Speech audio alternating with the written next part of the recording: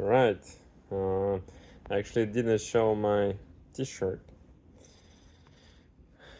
Now I'm part of Selma Dispen for how many months? Now it's like good 15 months. Started in 2023 Aprilish, and now it's August 2024. Long journey. So what I learned so far. What I expected and what was actually in real life. And the other questions I'm gonna share with you now. Okay. First of all, I didn't expect it would be so fucking hard. It's like preparing for FANG interviews is hard, right? But like running your own SaaS company, like Bootstrapped means that you actually have to put up, you actually have to make money. There is no investors who would just save you. It's extremely fucking hard. Sometimes I think about it, I just want to cry, honestly. Okay. But like having some money coming in, having some money before starting, this is like extremely helpful. Okay, so my thing is, before I was just preparing to retire, at age, I'm 31 now, and looking at the numbers, like I could retire already. But instead of that, I decided that let's actually do something like fun, like I enjoy programming. I've been doing a long time. I thought that I could burn out and want to do it. Actually, no, like it's all depends on you. Like, why are you doing that, right? And I find myself that if I have like good goal that I'm passionate about, like I just want to pull it off, this is interesting thing. Then I'm just working every single day. I could sit for like 12 hours straight, like no problem. Like I really enjoy stuff. I think I work even more than I'm working before. Okay, so I'm like jumping back and forth because this is my literally like first video. And I would have right? So yeah, you could go ahead and like 1.5x or something. I mean 2x, 2.5x, like no problem. What I want to say,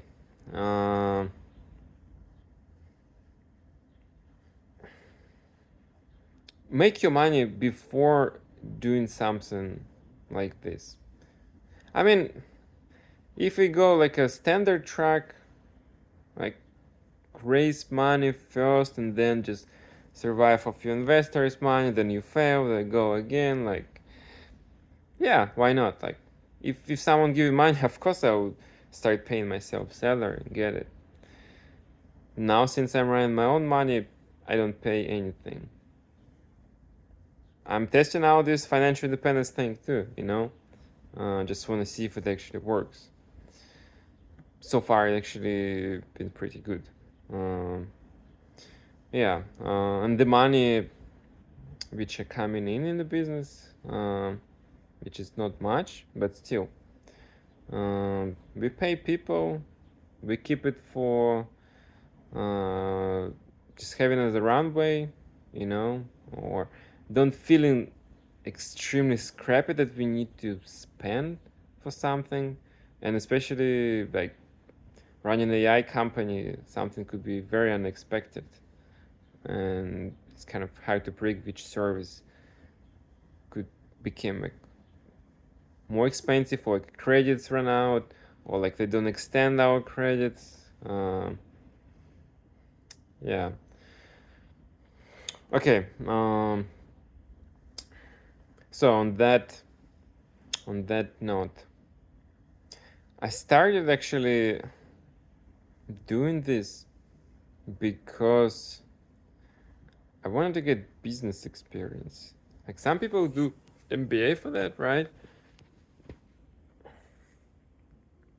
But I decided that, okay, what's the point going to class where someone who most likely never run a business in their life would be teaching you how to run business, and you'll be surrounded by people who most likely also just work for corporate jobs or just out of school, and they don't know how to do business, right? I mean, no, maybe I'm completely wrong, like, but this is like, at least it was my motivation, right?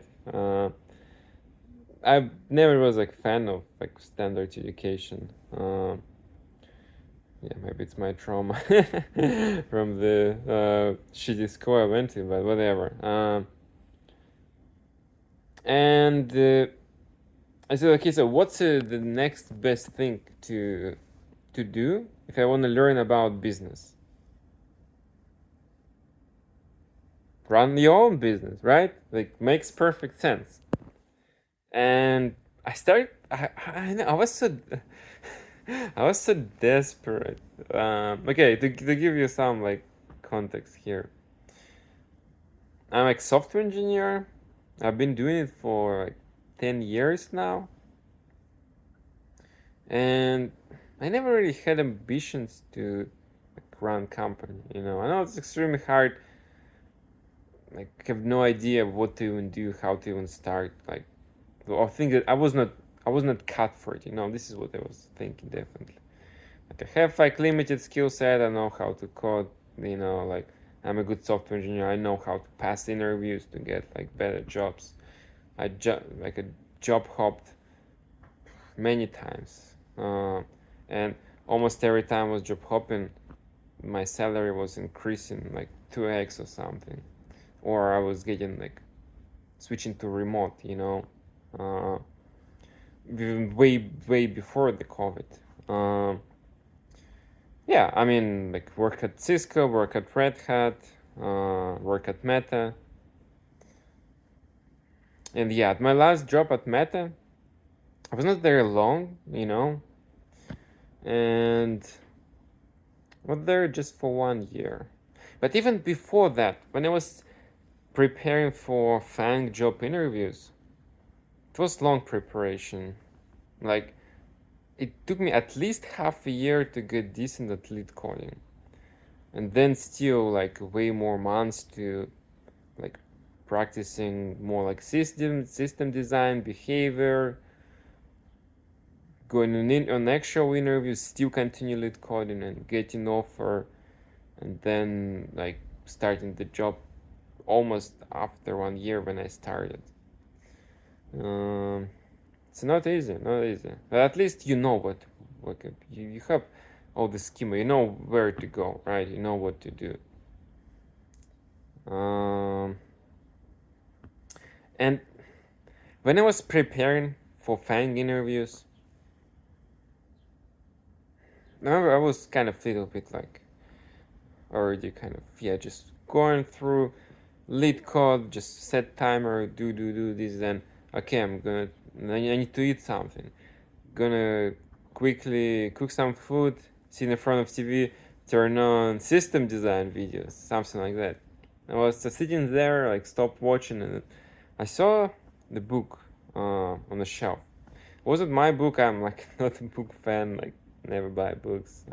But was book my ex's book, and this book was about like startups. You know, I picked it up, just started kind of randomly looking at it, And it's like it crossed my mind, like, why am I even interested in this when I'm gonna be like my back then kind of goal was to be this corporate slave, right? To be at Fang, making like shit ton of money, and why do you even care? And it was kind of a little bit like scary. Why even like thinking about doing any like business stuff? I have no idea how to even start. Like, I don't have any qualities, and when I applied to accelerators and stuff, I couldn't even like kind of write what are my like entrepreneur experience, to show that yeah, I could do that, I just had nothing, right? And yeah, I was kind of looking at this kind of book, like reading and stuff, like kind of like this figuring out how to come up with the idea, how to like early validate. It sounds pretty interesting, but then I kind of, okay, no, like this is not what I'm doing right now. And yeah, I like finished lead coding, doing all these mock interviews, like super heavy preparation. And yeah, I got it's like 7 offers or something, 8 out of like 11 on-site interviews, and they were like kind of back to back, so I could kind of go back and forth, negotiate between them. Yeah, but this is not that interesting to me anymore, kind of. It was extremely good money, and I've been ready to accept that I would never make that money again. Like, imagine like if you making like almost mid 6 figures, just sign on bonus itself like almost 6 figures, right? And then going to like SaaS, even startup founders who have funding, usually like investors don't like that you take more. I don't know, like even like 100K, even in like a Silicon Valley, was considered kind of good, founder's salary. So you can imagine, yeah, why so many engineers just don't really want to do that. But for me, it kind of became a challenge, just want to do that, just see. I want to retire anyway, right? Like, so even if I don't succeed at it, and I'm not going crazy to like throwing all my money at like Google ads, like marketing, just firing people, hiring people. And yeah, I'm gonna learn a lot of experience, and hopefully would get something out of it, right? Okay. So how are things going now at Tell Me This Pen, that AI, right?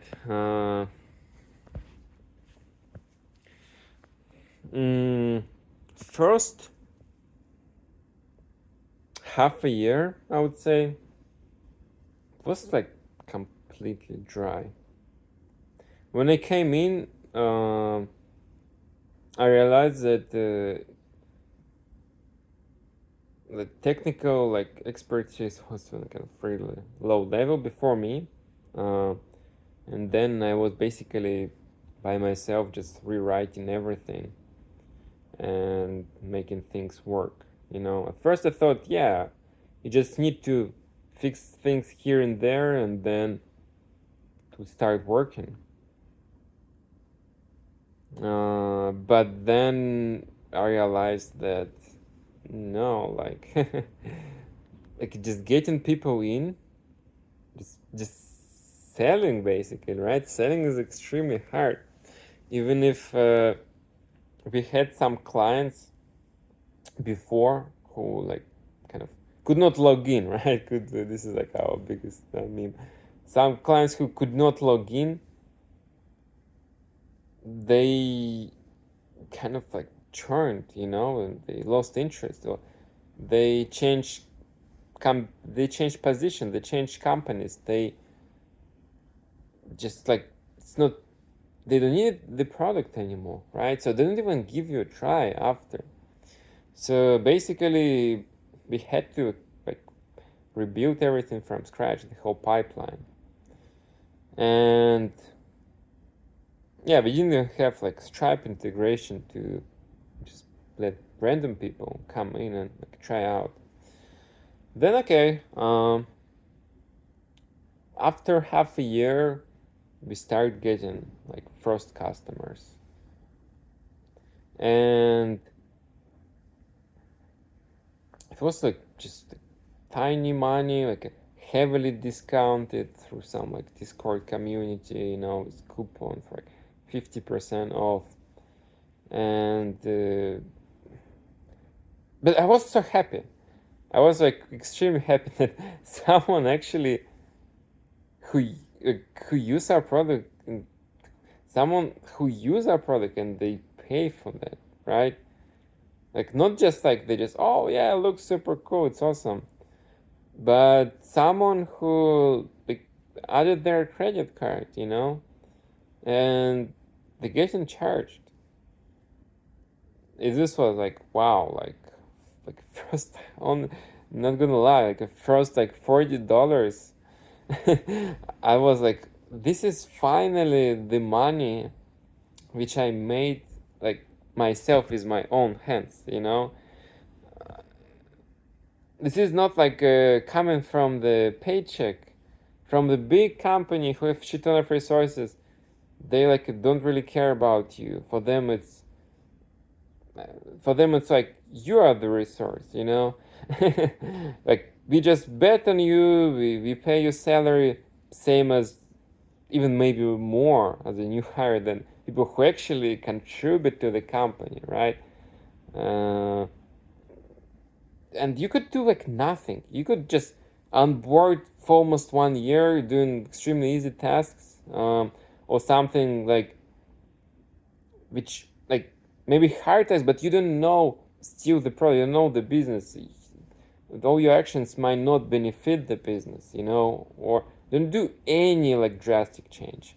And then you're like, okay, I'm gone. I'm going to another job, to make 2 times more, you know. And yeah, like I guess it's what I learned about business. But when you just by yourself, right, or this small team, and you have to write everything, and you have to make money. This is like there's no shortcuts. You have to build something which makes money. You cannot just go and like refactor shit all day long, choose the fanciest programming language with the fanciest frameworks, updates all your I don't know, whatever, like dependencies, all the latest tech, argue about how many, I know, like spaces it should be, that your naming is not consistent, you don't have documentation, you don't have 99% unit test coverage. Like, it's not gonna fly. Like, you just can't. You just cannot do that if you build in a company, if you try to find product market fit. So it's why, like, I mean, I adapted quickly because I'm extremely lazy person, like, to be honest. As lazy person, like, it's easy not to do stuff. I don't write any unit tests. No, I'm honest. I just don't do that, And the same time, we're extremely fast, and we don't have that many issues. Like we added some monitoring, like if it started like a failing, like a kind of error rate, like alerts, which is way more helpful, and you don't need to spend extra time to set it up after each change, like after each refactoring you do, right? And sometimes, yeah, you have to just accept that, like, you have, I don't know, like 2 nines instead of 3 nines reliability, you know? I mean, like, actually our number is way higher right now. But yeah, as a tiny company, like, this is not priority to move from like 5 nines to 4 nines, from 4 nines, I mean, from 3 nines to like 4 nines, from 4 nines to 5 nines. Priority is just to make money, just survive, you know, get signal that people use it, people love your product. Even if you don't have like all the like you know, like whistles to like get all the metrics, do all the kind of A/B tests and everything, you still hear people. Like, if someone really like your product, but like sometimes they see issues, they would tell you because they love their product, right? Like, this is the ultimate channel. Like, I mean, I know that it's like bad advice. I don't advise you to test on your users, but a lot of times actually it what happens. You need to like good communication channel. You need to like quickly get feedback. I would say like getting feedback is one of them kind of very important things. If you can make it like really seamless, that as soon as people like use your product, there is some feedback form. You know, they can quickly type stuff and send notification to like your Slack, and you just read every day. You know, it's pretty helpful.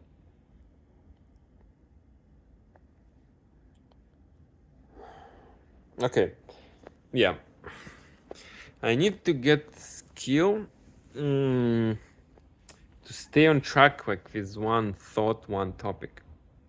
I think it's a good idea to do. It's like kind of seamless video, one cut video, but need to figure out how to stay on topic. Okay, because I think I just recorded 9 or 10 videos at the same time, but whatever. Okay, so what I wanted to say that, yeah, it's extremely hard, but like things are going. Imagine then you close like kind of like bigger company, like Series A, right? And at first you close, let's say, I don't know, like 20, 30 seats, and it's annual contract, you know, they pay you, I don't know, whatever, like 20 grand or something. And then they really enjoy your, like what you're doing. They really enjoy your product, they enjoy your technical capabilities, they enjoy your communication, they enjoy that everything is like really fast.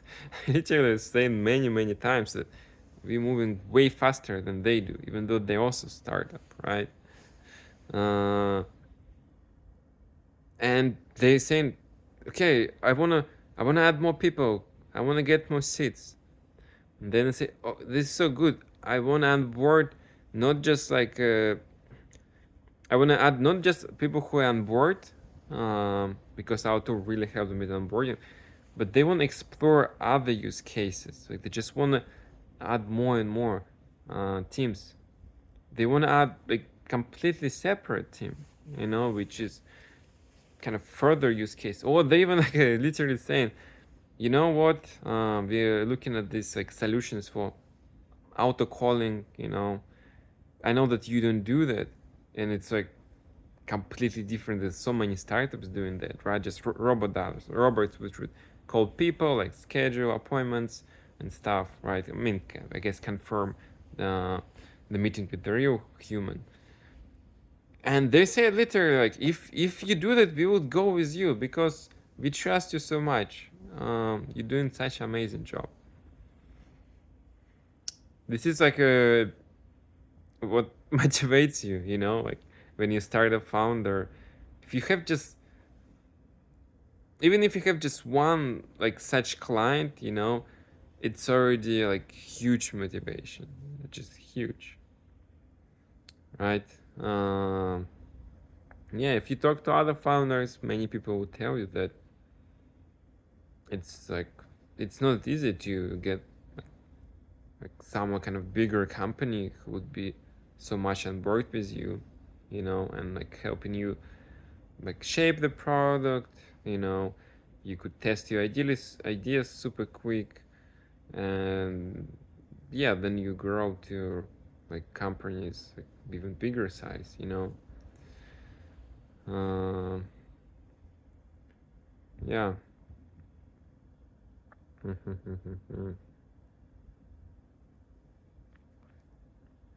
Okay, I think I'm gonna rest a bit.